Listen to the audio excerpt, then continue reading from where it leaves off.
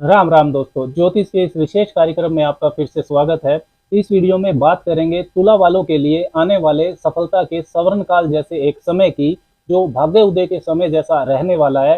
जीवन में धन और करियर को लेकर स्टेबिलिटी को यह समय आपके लिए बढ़ा सकता है।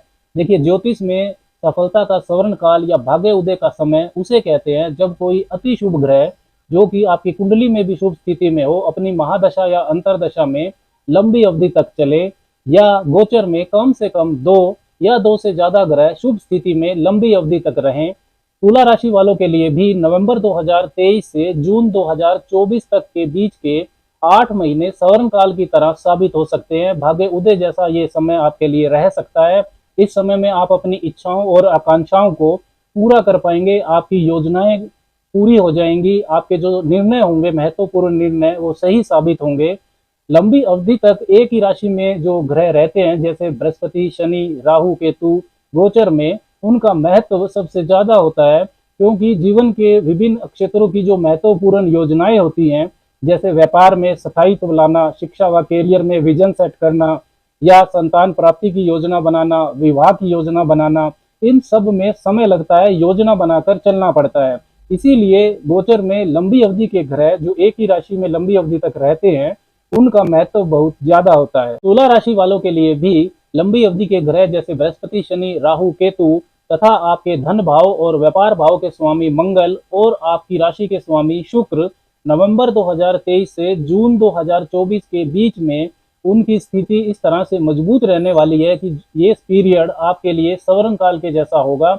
भाग्य उदय का आपके लिए ये समय हो सकता है। इसी बात की विस्तार से चर्चा इस वीडियो में करेंगे।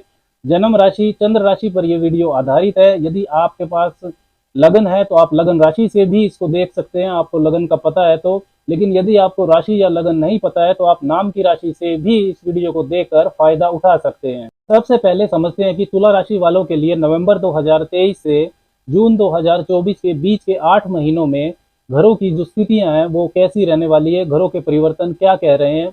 शनि देव आपके पंचम भाव में ही रहेंगे, वो पंचम भाव के स्वामी भी हैं। अपनी मूल त्रिकोण राशि कुंभ में वो रहने वाले हैं। 7वें भाव में बना चंडाल दोष 30 अक्टूबर को भंग हो जाएगा। राहु आपके 6ठे भाव में और केतु आपके 12वें भाव में चले जाएंगे, और बृहस्पति 7वें भाव में प्रबल हो जाएंगे। 1 मई 2024 तक बृहस्पति सप्तम भाव में ही रहने वाले हैं, फिर वो अष्टम भाव में वृष राशि में चले जाएंगे। इस दौरान धन और पार्टनरशिप के स्वामी, धन की बचत और आपके सप्तम भाव के स्वामी मंगल वृश्चिक से मेष राशि में संचरण करेंगे, उनकी भी स्थिति मजबूत रहने वाली है। और आपकी राशि के स्वामी शुक्र भी इसी पीरियड के दौरान काफी मजबूत स्थिति में दिखाई देंगे। तो सबसे पहले बात करते हैं शनि देव की। देखिए, शनि देव आपके लिए योग कारक हैं। एक केंद्र और त्रिकोण भाव के स्वामी, चतुर्थ और पंचम भाव के स्वामी बनते हैं। सबसे शुभ ग्रह हैं वो तुला वालों के लिए। 17 जनवरी 2023 को शनि देव ने आपके पंचम भाव में प्रवेश किया था, लेकिन फिर वो वक्री हो गए।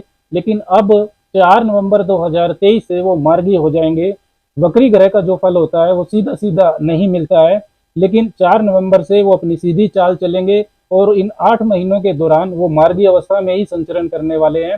30 जून 2024 को शनिदेव फिर से मार्गी होंगे।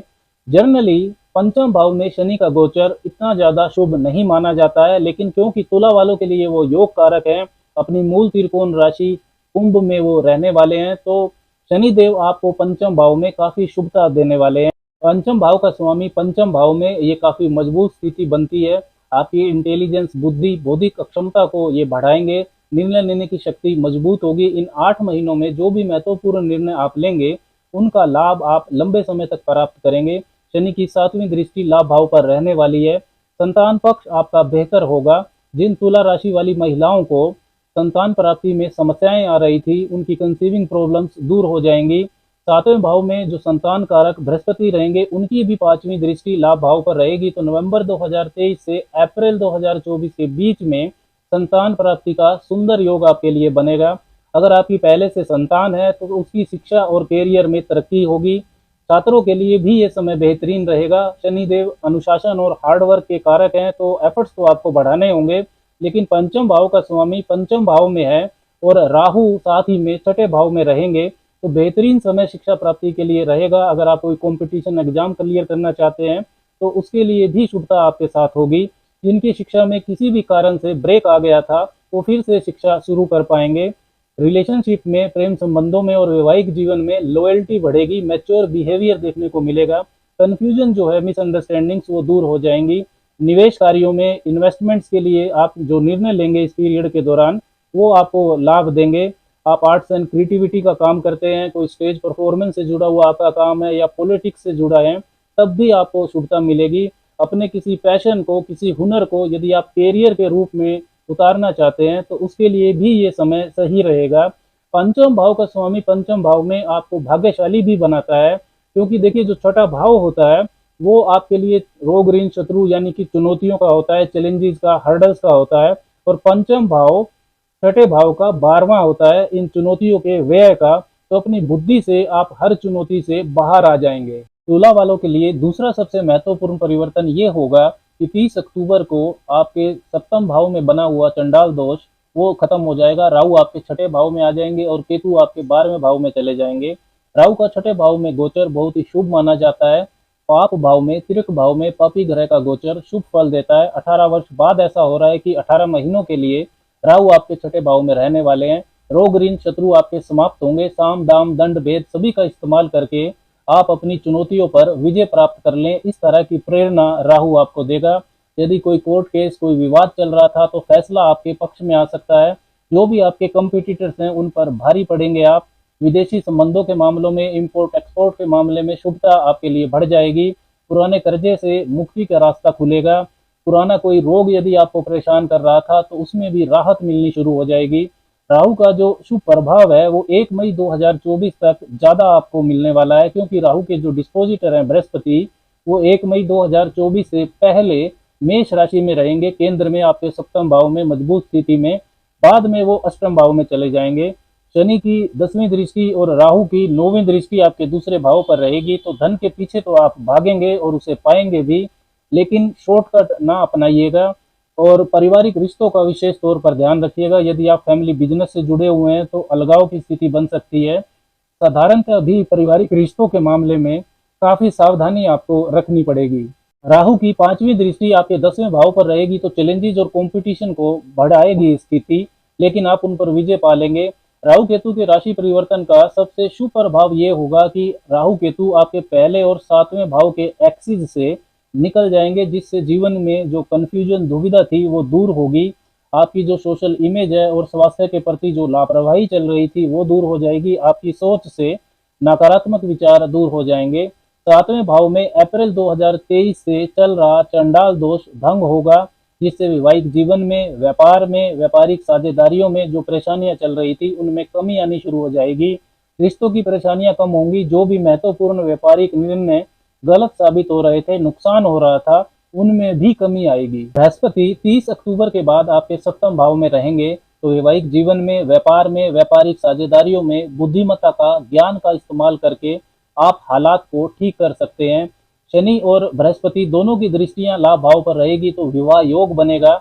नवंबर 2023 से अप्रैल 2024 के बीच तुला वालों के लिए प्रबल विवाह होने का योग रहेगा।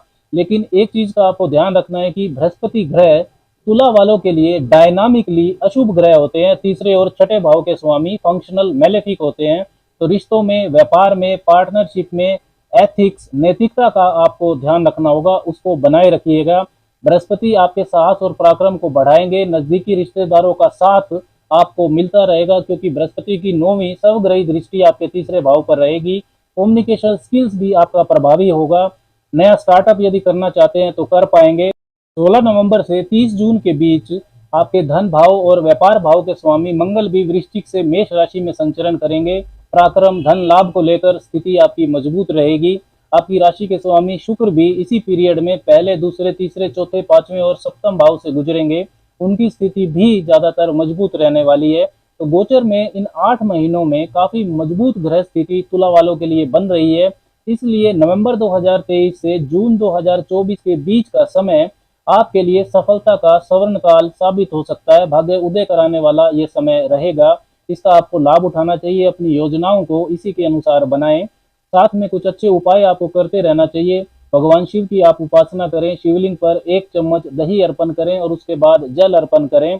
और 10-15 मिनट ओम शुम शुक्राय नम है इस मंत्र का आपको जप करना चाहिए। रविवार या मंगलवार को गुड़ व अनाज का दान निर्धन को करना चाहिए। माँ लक्ष्मी की आप उपासना करें, उन्हें लाल फूल अर्पण करें और कपूर से उनकी आरती करें। राम राम।